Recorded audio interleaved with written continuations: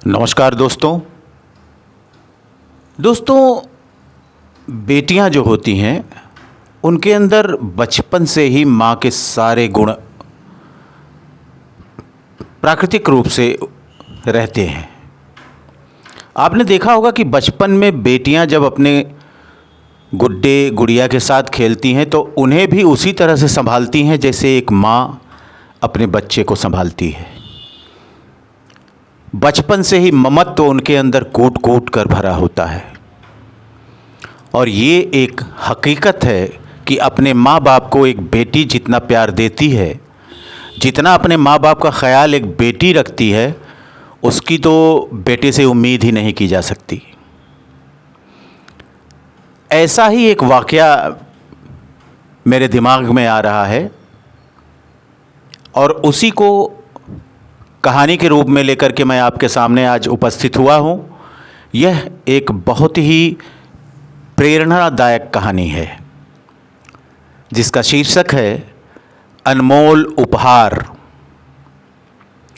पापा जी, आपसे कुछ पूछूं? हाँ मेरी प्यारी सी राजकुमारी, पूछो। आप रोज रात में इतनी देरी से क्यों आते हो? मैं और आराध्या दोनों सो जाती हैं। हम दोनों बहनों का बड़ा मन होता है हम भी परी और शानू की तरह अपने पापा के साथ खेलें। 6 वर्षीय आध्या ने अपने पापा मोहन बाबू के गालों को चूमते हुए पूछा। बिटिया, मन तो मेरा भी करता है आप दोनों के साथ खेलने का, मगर क्या करूं, मजबूरी ही है ऐसी। मजबूरी? कैसी मजबूरी पापा जी? 5 वर्षीय आराध्या भी मोहन बाबू के गले लगकर बड़े प्यार से बोली, अच्छा तो आपको भी जानना है? बेटा, मेरी फैक्ट्री हमारे घर से बहुत दूर है, वहाँ से पैदल आता हूँ ना, तो पापा जी आप भी एक साइकिल ले लो ना, शानू के पापा की तरह। वो ट्रिन ट्रिन करते हुए आते हैं। अच्छा मेरी बेटियों, ले लूँगा जब पैसे इकट्ठा हो जाएंगे। जाओ अब तुम दोनों जाकर खेलो। आध्या, आराध्या, चलो अपने पापा को सोने दो। बेटा आज रविवार का ही तो दिन मिलता है उन्हें। चलो शाबाश, बाहर खेलो। सुधा दोनों बेटियों से बोली। दोनों मुंह बनाते हुए बाहर जाकर बैठ गई। थोड़ी देर में सुधा बाहर आई, दोनों को उदास देखकर बोली, क्या हुआ तुम दोनों, यहाँ क्यों बैठी हो? खेल लो। नहीं मम्मी, पहले ये बताओ पापा के पास साइकिल क्यों नहीं है? बेटा वो, मम्मी प्लीज़ सच सच बताओ। आराध्या बोली। आराध्या, तुम्हारे पापा के पास एक साइकिल तो थी, मगर एक बार चोरी हो गई थी, तो पापा दूसरी क्यों नहीं ले लेते मम्मी? इस बार आध्या बोली। बेटा हमारे हालात ऐसे नहीं हैं। बेटा वहाँ गांव में तुम्हारे दादाजी, दादी जी, बुआ जी और यहाँ हमारे लिए खान पान, घर खर्च, दोनों की पढ़ाई, घर का किराया, इन सब में कुछ बचता भी तो नहीं।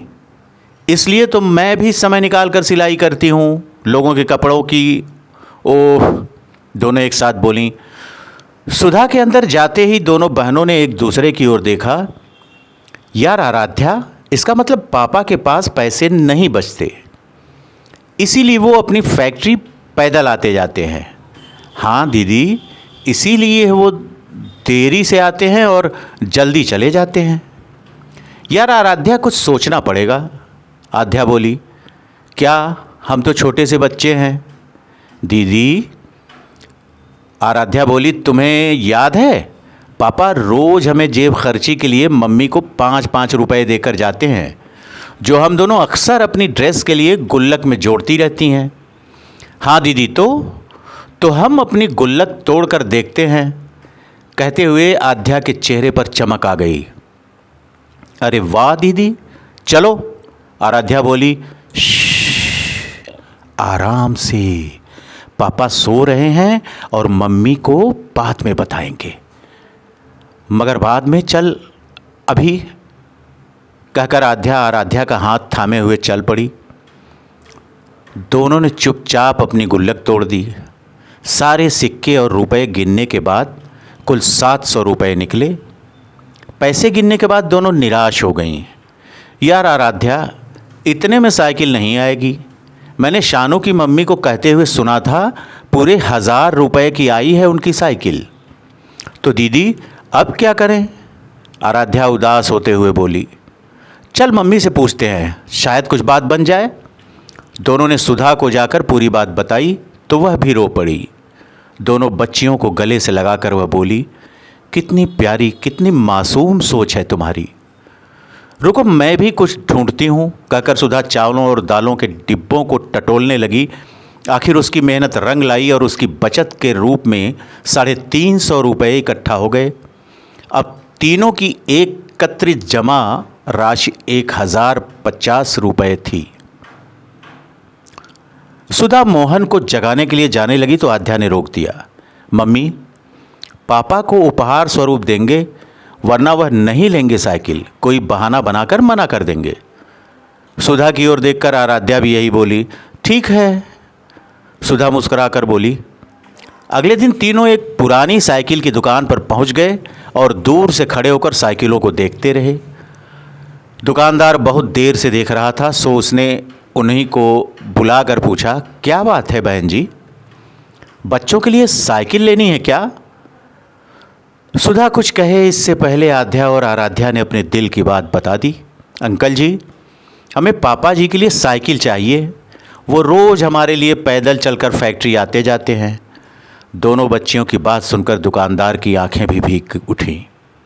उसने एक पुरानी पर अच्छी वाली साइकिल दिखाई तो दोनों बच्चियां वहीं खुशी से उछल पड़ीं। कितने की है अंकल जी? बेटा, इसकी कीमत का तुम्हारे एहसासों से कोई मुकाबला नहीं। मैंने इसे खरीद कर सही रूप से तैयार करके लगभग 1200 तक बेचने की सोची थी, मगर तुम दोनों की बातों को सुनकर मुनाफा कमाने की सोचना भी पाप लगता है। तो तुम इसकी खरीद मात्र 800 रुपये ही देकर कर सकती हो। सचमुच अंकल जी? दोनों बच्चियां एक साथ बोलीं। उन्होंने दुकानदार को 800 रुपये देकर साइकिल ले ली।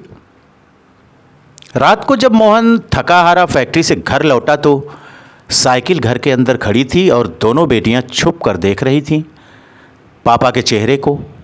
मोहन ने यूं ही साइकिल को देखा तो वह सोच में पड़ गया। उसने इधर उधर देखा और फिर साइकिल पर ऐसे स्नेह भरा हाथ फिराने लगा मानो वह कोई छोटा सा बच्चा हो।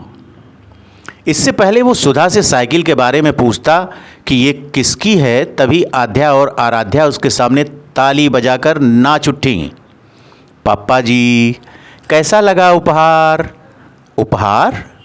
मोहन ने सुधा की ओर देखा तो वह भी भीगी हुई पलकों को साफ करते हुए बोली, जी, आपकी बेटियों ने आपके लिए अपनी ओर से उपहार खरीदा है। और तमाम बातें बताने लगी।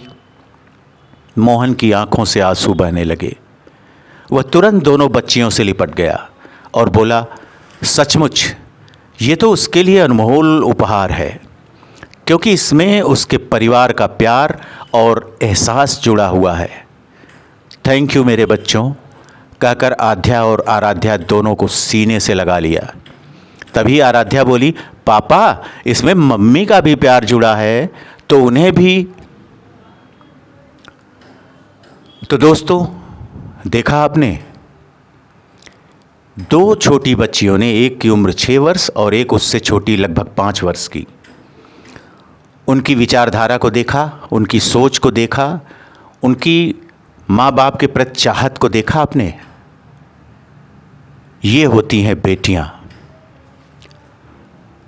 तो मैं आप सभी से विनम्र निवेदन करूंगा कि प्लीज़ बेटियों का सम्मान करें, उन्हें आगे बढ़ने में उनकी मदद करें और कुछ ऐसा करें कि हर बेटी का भविष्य उज्जवल हो जाए।